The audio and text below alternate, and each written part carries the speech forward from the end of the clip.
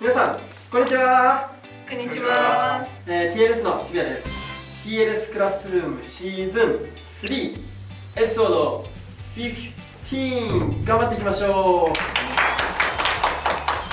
皆さんに悲しいニュースですね。今日がファイナルです。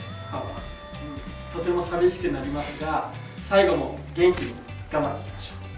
ということで、一番、シーズン3の最後も一緒に頑張ってくれるクラスメートを紹介しましょう。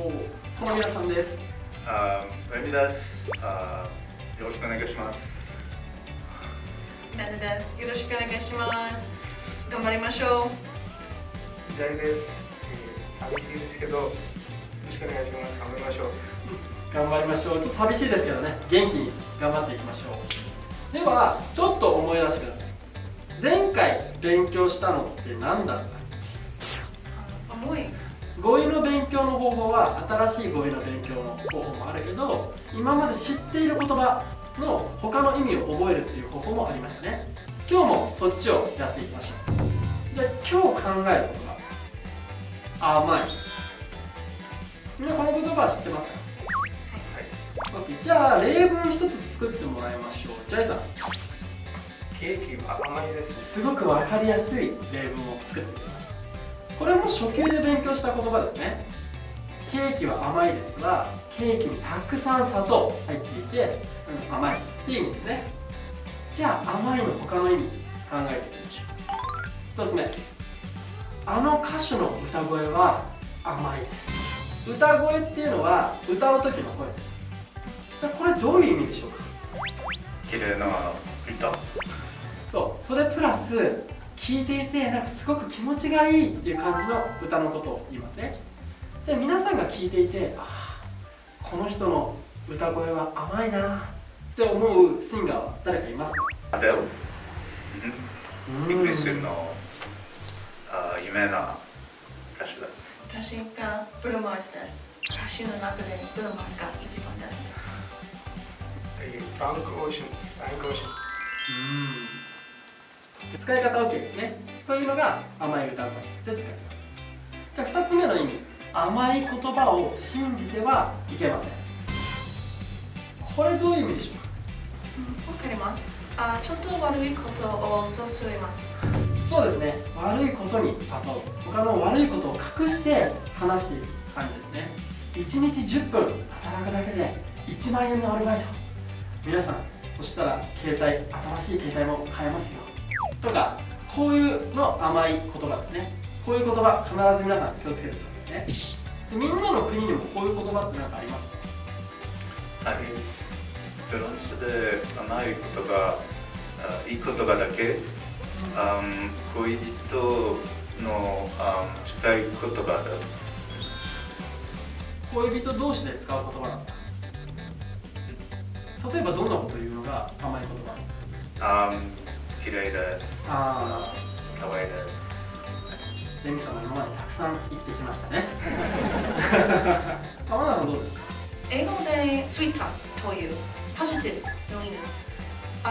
しかし、他の意味がネガティブ、ちょっとマニピュレティブの意味です。じゃあいい意味も悪い意味もあるんだ。ジャイさんは？ヒンディー語でミティバテという言葉です。毎日使ってない人は急に甘い言葉使うとちょっとおかしい、なんかあの人がなんかいります、というになりますという思っちゃいます。怪しいみたいな。怪しいです。あの人は。いつも甘い言葉言わない人がいきなり、そうですね。急に、甘いものを言います。甘い言葉？なるほどな。やっぱみんなの国の言葉にもちょっとそういう言葉ありましたね。甘い言葉。次考えてみましょう。あなたの考えは甘いです。これどういう意味でしょうか？あんまり考えないこと。そうです、そうです。そういうことです。なので全然計画がない、プランが全然ないっていう時に使う。例えば、あと1週間で JLPT ですけど、まあ多分大丈夫です。それはあなた考えが甘いです。全然計画がありません。こんな時に使います。ってことはこれは結構ネガティブな意味。ポジティブな意味、どっち？ネガティブ。これネガティブな意味で使いますね。でその次、私の父は子供に甘いです。この意味分かる人いますか？子供に優しいです。いい感じです。でも今のだと50点ぐらい。子供に甘いっていうのは子供に甘すぎるっていう意味。すぎるってことはポジティブな意味、ネガティブな意味、どっち？そうすぎるなのでネガティブな意味なので、子供に優しすぎるからもっと厳しくしてくださいっていう意味になります。でみんなの国の言葉にもこんな言葉ってありますか？英語はspoil という意味が同じ、ネガティブ意味です。じゃあ大体日本語と同じなんだ。フランス語でガテという意味です。ガテっていう言葉で日本語と意味は同じ？同じです。ほとんど同じです。ヒンディー語はちょっと長いですけど、同じ言葉じゃなくて大体似てる表現があります。ヒンディー語でザダナアルマッカロという言葉ですけど、日本語意味は、